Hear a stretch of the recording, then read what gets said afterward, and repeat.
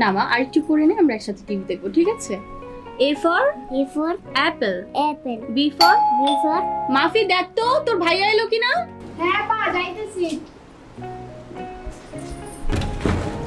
হ্যাঁ, আমি এই যে মাত্র বাসায় এসে ঢুকলাম, বুঝছেন? আমি একটু ফ্রেশ হয়ে যাই, আপনারা ফোন দিই। হ্যাঁ, আচ্ছা রাখ।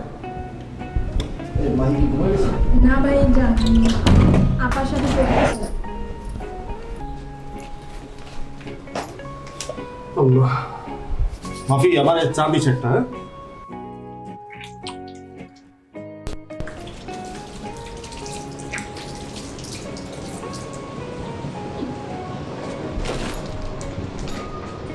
আমারে আমার মা, আমার তুমি পড়তে বসছো? তুমি টিভি দেখোনি? আহা, তোমাকে কতবার নিষেধ করেছি ওর জন্য টিপস খেলো না। কি বলে এটা? আমার একটা মাত্র না চিপস করে না, কে খাবে? আমার কি খাইছো? মাফি, জি ভাইয়া। ভাইয়া এদিকে আয়, ওরে নিয়ে দে, চিপস দে, খুলে দে। যাও খালামনির সাথে গিয়ে চিপস খাও। আল্লাহ, দেশের যে পরিস্থিতি, মানে মানুষজন নাই ভাই, আর কাস্টমার তো মানে কি বলবো, এই দুপুর পর্যন্ত কোনো কাস্টমার নেই। দেশের যে অবস্থা, রেস্টুরেন্ট মনে হয় বন্ধ করে দেওয়া লাগবে, দিছে লকডাউন। মানুষ বাঙালি লকডাউন আদৌ মানবে কিনা এটাই তো। তুমি বসে আছো, নিউজ রিমোটটা কই? রিমোটটা তো নিউজ দেখি, নিউজ তো দেখবা না, ঘরে বসে থাকবা শুধু সারাদিন। দাও খাইতে নিতে দাও, একটু খিদা লাগছে, খাইতে দাও। তুমি না মাত্র এসে মাফিকে বললা চা দিতে, মা চা তো একসাথে খাবো নাকি? আচ্ছা তাহলে আগে চাই দাও। মনি চা তাড়াতাড়ি দিও। দেশে নতুন করে করোনায় আক্রান্ত হয়েছেন 3 জন, এর মধ্যে 2 জন বিদেশ ফেরত, অন্যজন সংস্পর্শে এসেছিলেন। আইইডিসিআর ব্রিফিংয়ে জানানো হয় আক্রান্তদের মধ্যে 5 জন সুস্থ হয়ে বাড়ি ফিরেছেন। সংক্রমণের প্রবণতা আরে কি আশ্চর্য ব্যাপার, আমি বাসায় এসে আমার লুঙ্গি টুঙ্গি কি দেবা নাকি? বললাম না তো। 24 ঘন্টায় 65টি নমুনা পরীক্ষা হয়েছে আইইডিসিআর। এখনো কমিউনিটি ট্রান্সমিশন শুরু হয়নি বলে Thank you. পরিচালক। রোববার সিলেটে ইংল্যান্ড ফেরত এক প্রবাসী নারী মারা গেছেন। তার নমুনা পরীক্ষা হয়েছে মৃত্যুর পর। এই প্রসঙ্গেও কথা বলেন। আরে চাটা কি দিবা না? চা বানাইতে কি এত সময় লাগে? ধরে নিয়ে সমস্ত ব্যবস্থা নেই তো বাবা তুমি ঘুমোচ্ছ কা? আমারে ঘুমাচ্ছি। এই যে বাইরে তোমার হচ্ছে করোনা ভাইরাস, তারপরে লকডাউন, এই জন্য রেস্টুরেন্ট বন্ধ, তাই বাসায় ঘুমাচ্ছি। আমি কোনটা খাবো? করোনা ভাইরাস খাওয়া যায়? করোনা সারা মানুষ, করোনা হচ্ছে এই যে তোমার মাম কালকে রাত্রেবেলা তোমার বলছে না ঘুমাও নাহলে করোনা আসবে। করোনা হচ্ছে ভূত। তুমি নাস্তা খাইছো? খাইছো? আম্মা কই? আম্মা আম্মার ডাক দাও, বলো আব্বা ডাকতেছে, যাও। আল্লাহ, আম্মা ডাক্তার এমনি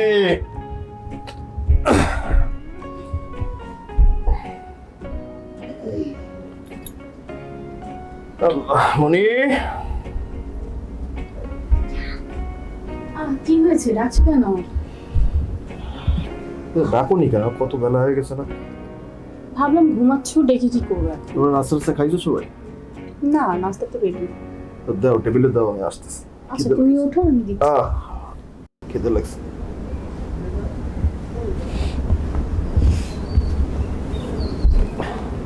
তো অনেকবার ফোন।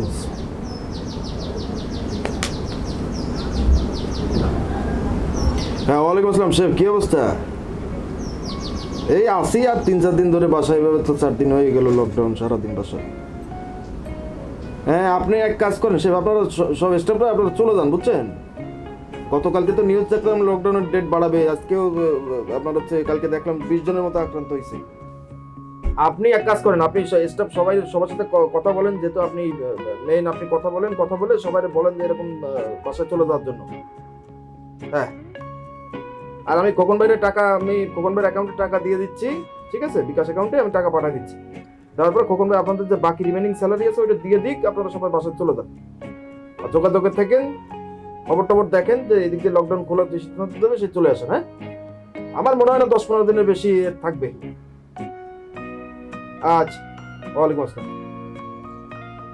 তোমার প্লেট আগে আসলো, আমার প্লেট পরে আসবে।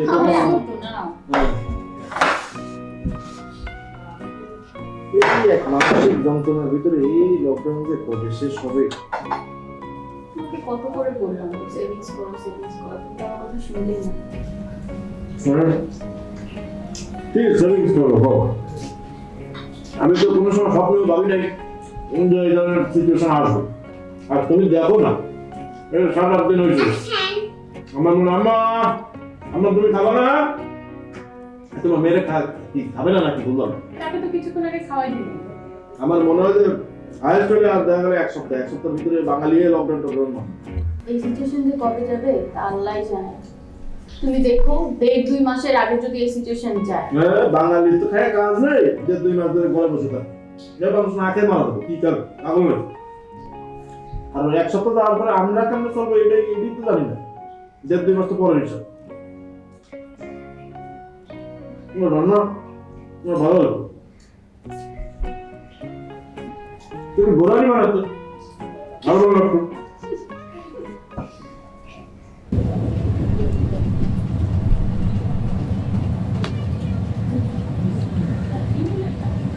হ্যালো, হ্যাঁ রাজু ভাই রে, আমি তো একটু ঝামেলার ভিতরে পড়ে গেলাম রে। এতে তো লকডাউনে তো জীবনটা তো শেষ। এই যে ব্যবসা নতুন দিলাম, ব্যবসা বাণিজ্য বন্ধ, এই তো মাসখানিক পার হয়ে গেল।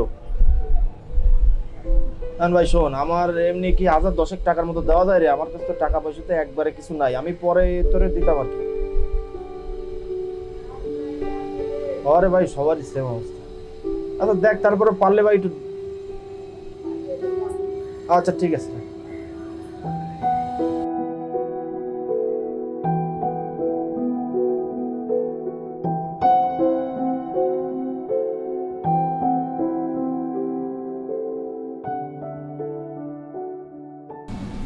হ্যাঁ গো, রাখছো?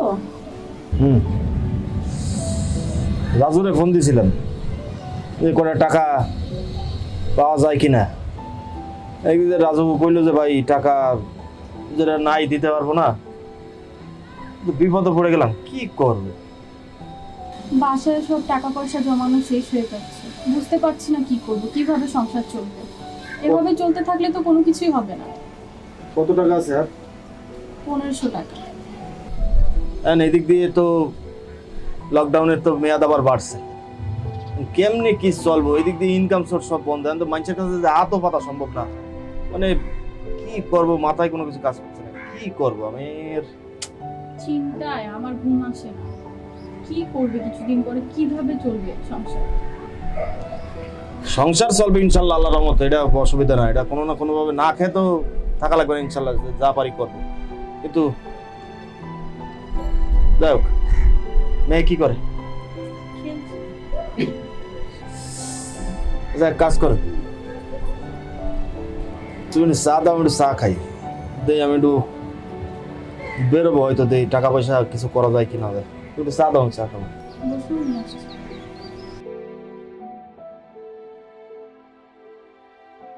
আম্মু, বাবা আমার জন্য চিপ আনেন না কা, মজা আনেন না কা। তোমাকে আমি বলেছিলাম না বাইরে করোনা নামের একটা ভূত আছে, ওইটার জন্য দোকানপাট সব কিছু বন্ধ। বাবা তো বাইরে যেতে পারে না, কেউই বাইরে যেতে পারে না। ওইটা শেষ হলে বাবা সব কিছু এনে দিবে।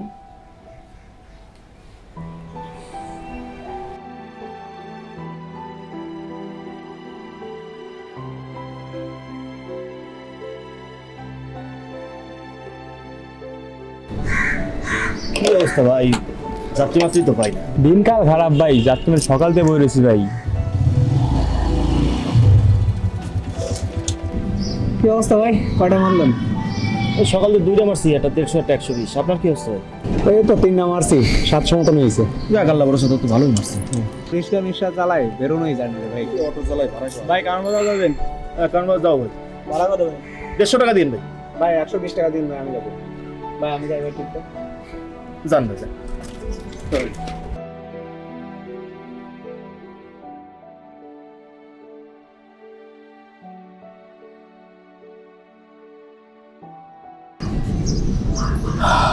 মানে আমি কথা বলতেছি, তার মাঝখানে সে 120 টাকা যাবেন, মানে এটা কোন ধরনের ব্যবহার?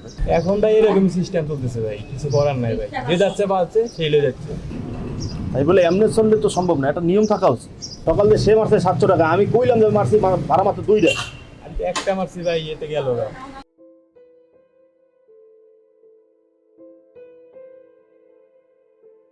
আসসালামু আলাইকুম বেলাল ভাই, কি অবস্থা?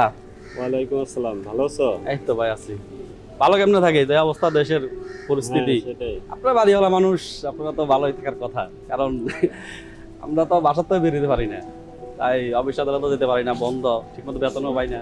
আপনারা তো মাসে মাসে ভাড়া পাবেন, ভালোই আছেন। ওই ভালো আছি, আমার তো 6টা স্পেস ভাড়া দেওয়া, রেস্টুরেন্টে কোনো ভাড়াটিয়ে ভাড়া দিতেছে না, বাড়ির ভাড়াও পাইতেছি না, ভালো আর থাকি কিভাবে? তোমার আমি একটা নমুনা দেখাই। হ্যাঁ, তুমি যে বললা ভালো আছি, তোমার আমি একটা নমুনা দেখাই। এক ভাড়াটিয়ার ফোন দিই।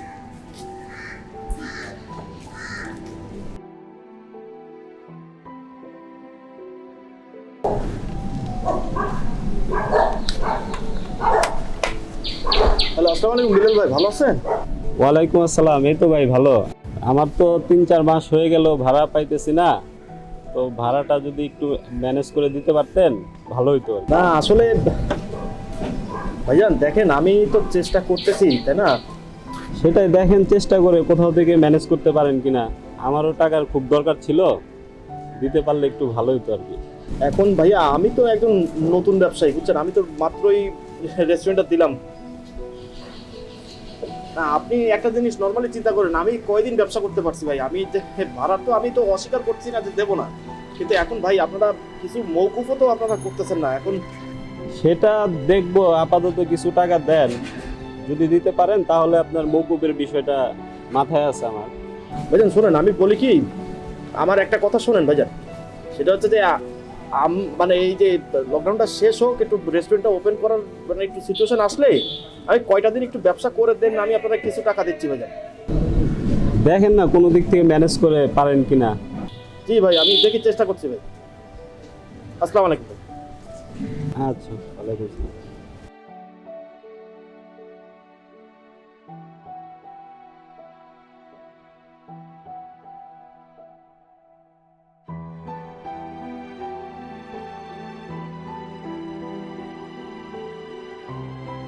দেখছো ফারুক, আমরা যে ভালো নাই তার তো প্রমাণ পাইলাই। ঠিক আছে ভাই, তারপরে তো আপনারা আশায় আছেন, কিন্তু যে লোকের কাছে পাবেন, ফোন দিচ্ছেন, কথা বলছেন, তার সে তো হতাশে আছে আমার মতো, তো টাকা তো দিতেই হবে আপনাদেরকে। আপনারা আশায় আছেন পাবেন, কিন্তু আমরা তো এখন আছি একটু সমস্যা। তারপর দেখেন, একটু চেষ্টা করেন, আমাদের দিকে একটু তাকাইন। আসেন তো, থাকবেন নাই, কোথাও যাবেন? না, আমি বাসে চলে যাবো। তো আমার ক্ষুধা লাগছে, নামাজ পড়ে আসছি। ওকে, তাহলে ভালো থাকেন, গেলাম আমি। আচ্ছা ঠিক আছে। আল্লাহ হাফেজ। Excuse me, right? আচ্ছা, আমি গুলশান ধুয়ে যাব, আপনি কি যাবেন? আরেকটা কথা, আমি হচ্ছে ওইখান থেকে যাব, আবার আমি ব্যাক করব। আচ্ছা, আমার এখানে 25 মিনিট সময় লাগবে, কত দিতে হবে আপনাকে? এই তো আমি অ্যাপসে পাচ্ছি না। আসলে ভাইয়া অ্যাপস দীর্ঘদিন ধরে বন্ধ আছে, বুঝছেন, আমরা আপাতত কন্টাক্টেই চালাচ্ছি। আচ্ছা আচ্ছা আচ্ছা, করোনার জন্য বন্ধ আছে। জি জি, এই কারণে। আচ্ছা, আমি গুলশান ধুয়ে যাব, আবার ব্যাক করব, কত টাকা দিতে হবে আপনাকে? ভাইয়া 400 টাকা দিয়ে। 400 না, কারণ আমি তো আপনাকে নিয়ে আবার আসছি, ওইখানে আসলে দেখা গেছে আপনি এখন যাত্রীও পাচ্ছেন না, ওই সময়ে আমি আবার আসবো, এই কিছুটা কনসিডার করে। আচ্ছা ঠিক আছে ভাই, 50 টাকা কম দিয়ে। আপনি 300 টাকা। আচ্ছা ঠিক আছে, ওকে, ডান।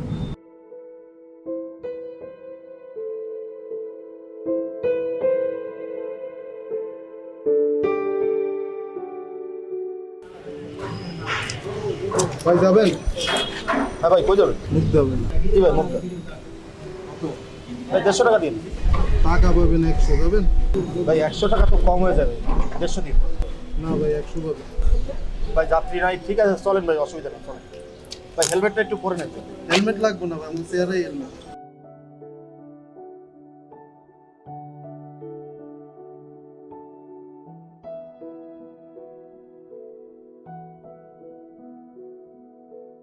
কি ব্যাপার, আপনার পিছনে লোকের হেলমেট কই? কাগজ দান গাড়ি।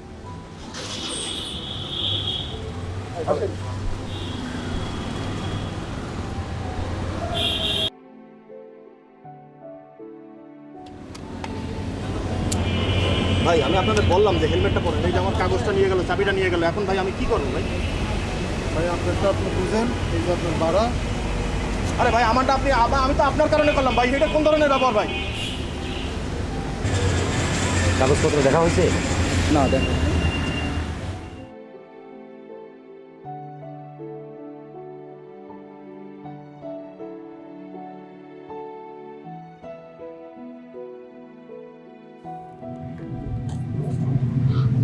কাগজপত্র তো ঠিকই আছে।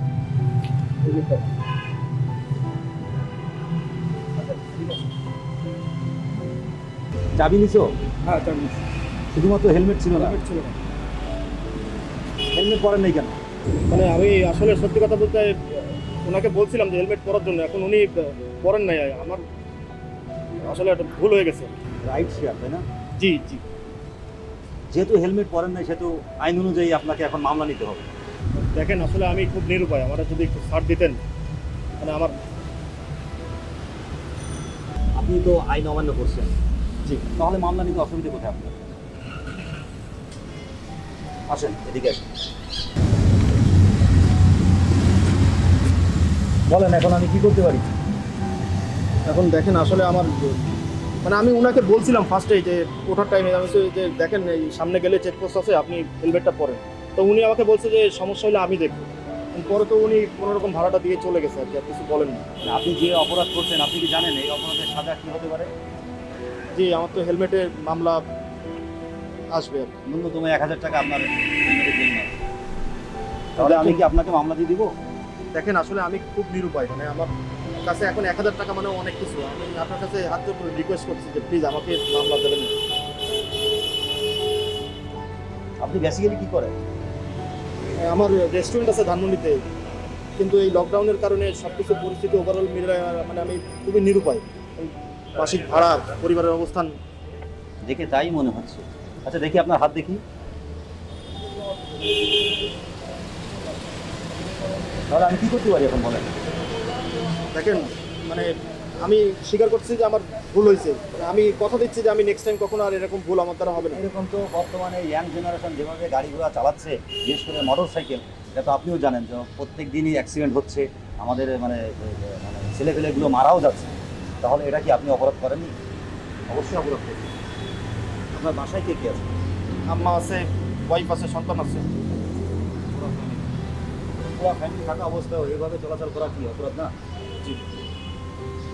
এখন আমি আপনাকে আটক করছি, এখন আপনাকে মানে আইনগত আমি একটা ব্যবস্থা নিলাম, পরবর্তীতে আপনি বিরুদ্ধে বলবেন যে পুলিশ খারাপ। না, এভাবেই বলে, এভাবে মানুষ সবাই বলছে। আমরা যদি আইনগত অনুযায়ী যদি আমরা আইন প্রয়োগ করি সেক্ষেত্রে মানুষ সবাই বলছে যে পুলিশ খারাপ, কিছু মানুষ বলছে পুলিশ খারাপ, কিন্তু যখন তাদেরকে মানে তাদের প্রতি আমরা আইন প্রয়োগ করছি না তখন তারা খুশি হয়ে চলে যাচ্ছে। এটা তো ঠিক না। যেহেতু আপনি অপরাধ করছেন তো অবশ্যই আপনাকে পানিশমেন্টের আওতায় আসতে হবে। আমি এখন কি করতে পারি, অর্থাৎ আমার এখন কি করা উচিত? মামলা দেওয়া উচিত। ভালো লাগলো আপনার কথাটা শুনে যে আপনি আইনকে শ্রদ্ধা করছেন। অবশ্যই এক্ষেত্রে আমাদেরও দায়িত্ব থাকে, যেহেতু আমরা বাংলাদেশ পুলিশে আমি একজন কর্মকর্তা, আর সেই হিসেবে আমরা যখন রাস্তায় বা যেখানে আমরা আইন প্রয়োগ করি না কেন, আমরা এই কথাগুলো শুনে আমাদের ভালো লাগে। আমাদেরও তো মন মানসিকতা আছে, আমরাও মানবিক দিক বিবেচনা করি। হয়তো বা অনেক সময় আমরা পারি না, আমাদের 2 হাত বন্দি থাকে আইনের বেড়া করে। যেহেতু আপনি আপনার দোষ স্বীকার করছেন, সেহেতু প্রথমবারের মতো আপনাকে আমি ক্ষমা করতে পারি। থ্যাংক ইউ, ঠিক আছে? থ্যাংক ইউ ভাই। ওকে, যান। তবে নেক্সটের দিন কিন্তু আমি ক্ষমা করবো না আপনাকে। জি, আসসালামু আলাইকুম ভাই। জি।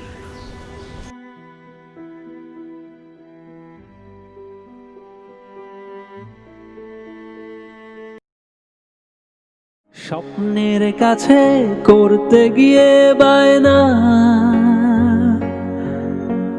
ভেঙে গেছে জীবন দেখার আয়না, তবু তেষ্টা দেখার শেষটা দেয়ালের পাশে, কি যে পাচ্ছি কি হারাচ্ছি সর্বস্ব ভালোবেসে। নিজের গল্প কখন যেন হয়ে গেছে নাটক, আমার গল্প কেউ পড়ে না, আমি একাই পাঠক। আহা সময় তুমি যা শেখালে আর কেউ তা শেখায় না। আহা জীবন তুমি যা শেখালে আর কেউ তা শেখায় না।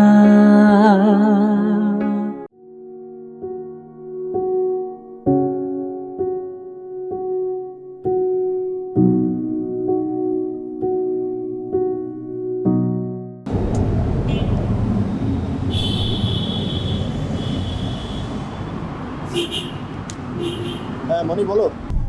এই বাসায় আসার সময় দুটো জিনিস নিয়ে এসো তো, পাউরুটি আর কয়েল। আচ্ছা পাউরুটি আর কয়েল, আচ্ছা ঠিক আছে রাখো, দেখে আসতেছে। আচ্ছা ঠিক আছে, তাড়াতাড়ি চলে এসো, রাখছি। নাহ, এই জায়গায় বসে থাকলে মনে হয় না ভাড়া একটাও পাবে, রানিংয়ে দেই।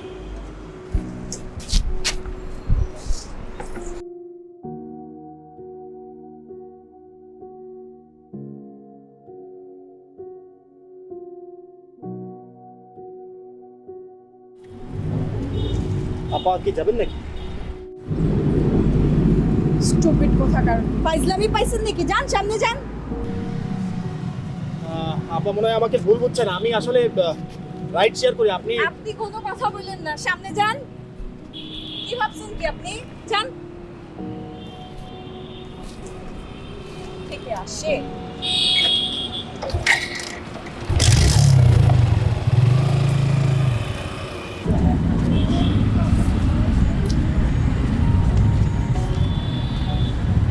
কি কমু ভাই, দেখছেন তো মনে হয় নাকি? আমি তার কাছে জিজ্ঞেস করি যে যাইবে কিনা ভাড়া, সে আমার ভুল বুঝছে। তো যান ভাই, বাসায় যান, রাত তো অনেক হয়েছে, আমিও বাসার দিকে যাবো ভাই। আল্লাহ ভরসা ভাই, যান।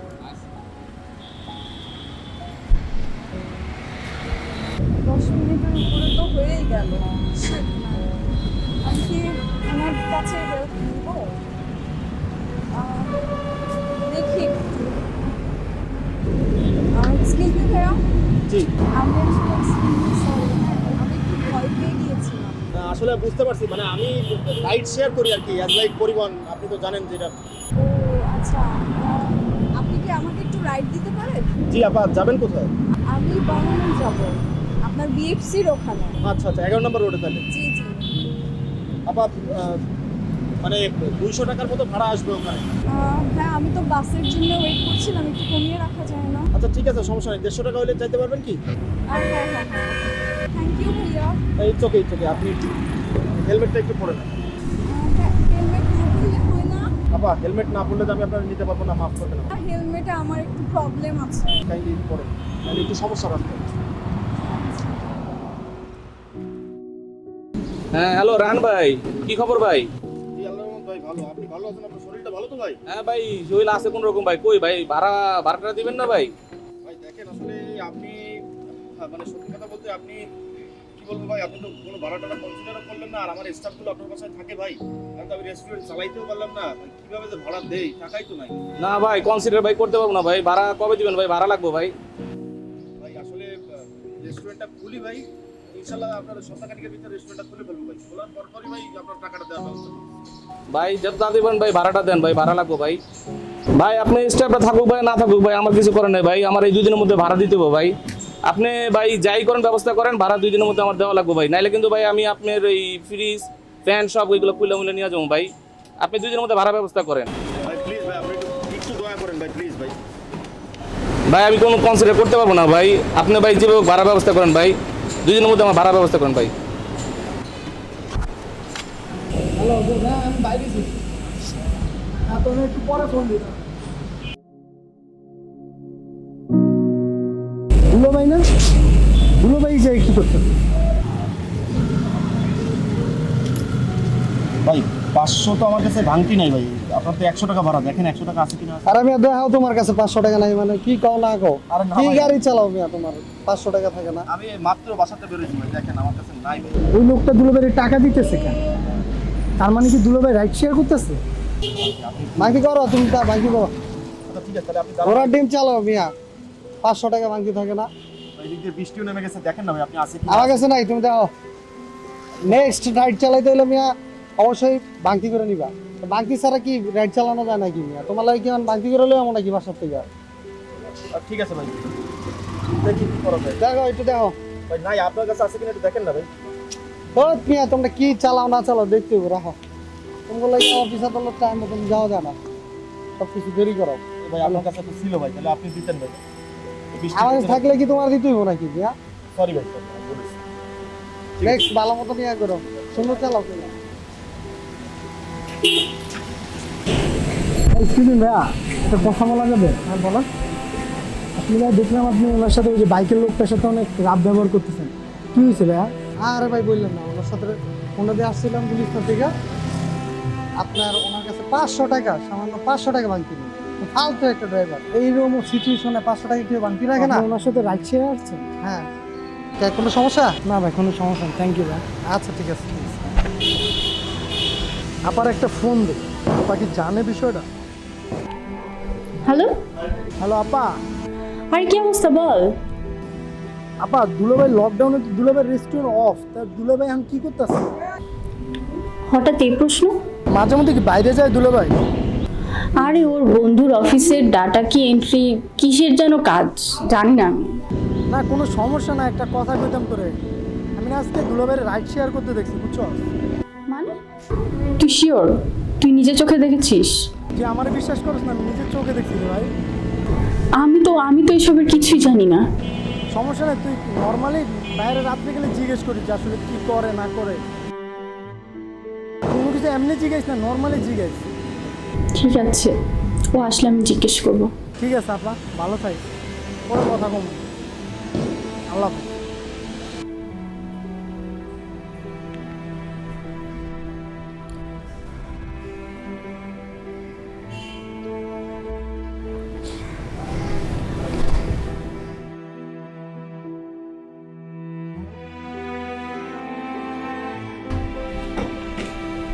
দরজা খোলা।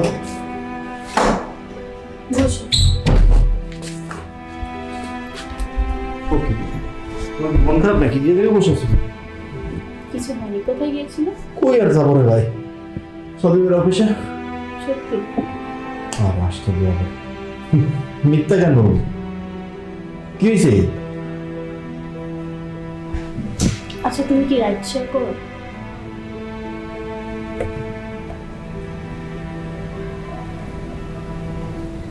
তোমারে কেউ বলছে নাকি? কে বলছে সেটা বড় কথা না, তুমি কি করো? করি। আমাকে বলনি কেন? কষ্ট পাই। যারা রাইড শেয়ার করে তাদের কি ঘরে বউ নেই? দেখো, হয়তো বলা উচিত ছিল, যে বলা উচিত ছিল, বাট আমার ফার্স্ট টাইম আমি যখন দেখলাম যে আমার ঘরে আর টাকা নাই, আমার মেয়ে মন খারাপ, বাবা কিছু খাবো, ওই মোমেন্টে লাইক আমার কাছে একটা জিনিস মনে হয়েছে যে আমি কি করবো, আমার কাছে কোনো অপশন নাই। দেন অল অফ সাডেন মাথায় আসলো যে না, আমি রাইড শেয়ার করি। আমাকে একবার বলতে পারতে। বলা উচিত ছিল, সেটা ঠিক আছে, বাট ভাবছিলাম যে হয়তো পরে কখনো জানাবো। তাহলে এমনি যখন আমি বাইক নিয়ে বাইরে যাই তখন তুমি টেনশন করো যে কেমন আছে, ভালো মন্দ কি হইলো না হইলো। আরো রাইড শেয়ার অনেক দূরে গেছি, সিরাজগঞ্জ পর্যন্ত গেছি। দেন মাঝখানে একদিন মৌলভীবাজার গেছি, এভাবে বেশ দূরে পর্যন্ত যাওয়া লাগছে, ব্রাহ্মণবাড়িয়া গেছি। তো এই জায়গাগুলো আর শহরের ভিতরে রাইড শেয়ার এগুলো তো আছেই, এর ভিতরে মানুষের দুর্ব্যবহারও আছে। সবকিছু মিলায় আমার কাছে মনে হয়নি যে আমি বিষয়গুলো শেয়ার করি। আর এটা নির্মম সত্যি কি জানো, আমার তো কমসে কম একটা বাইক আছে, যেটা নিয়ে আমি রাস্তায় নামছি অ্যাটলিস্ট জীবিকার জন্য। যার বাইকটাও নাই, বা সাধারণ যারা মানুষ আছে তারা কতটা নিরুপায় এখন, তাদের সিচুয়েশনটা কি, এই জিনিসটা ফিল মানে আমি বুঝি না। মানে মানুষের আত্মীয় স্বজন দিছে না, মানুষের আমারও তো অনেক আত্মীয় স্বজন আছে, কেউ তো দেখো না, কেউ না। হ্যাঁ আত্মীয় স্বজন কি করবে, মানুষ কি করবে, নিরুপায়, পরিস্থিতি খারাপ। আল্লাহ কবে এই লকডাউন দেবে, কবে জীবনযাত্রা স্বাভাবিক হবে, কবে যাবে এই লকডাউন? যা গেছে এই নিয়ে টেনশন করার দরকার নেই। দেশের পরিস্থিতি ইনশাল্লাহ ভালো দিকে, লকডাউনটা আমি তো আপাতত ধরে নাইও, মানুষজন বাইরেও বেরোচ্ছে সবসময় কনসিস্টেন্টলি। আমি নিয়ম কানুন ঠিক মতো মানলে ইনশাল্লাহ সব কিছু ঠিকঠাক হবে। আমি এই 2-1 দিনের ভিতরে ইনশাল্লাহ রেস্টুরেন্টও খুলবো, সেটার সাথে কথা হয়েছে, আসতেছে, আমি দেখি কি করবো। যা গেছে, আর কি এক কাপ চা খাবা? বসে দিচ্ছি। তো দেও এক কাপ চা, চা খাই।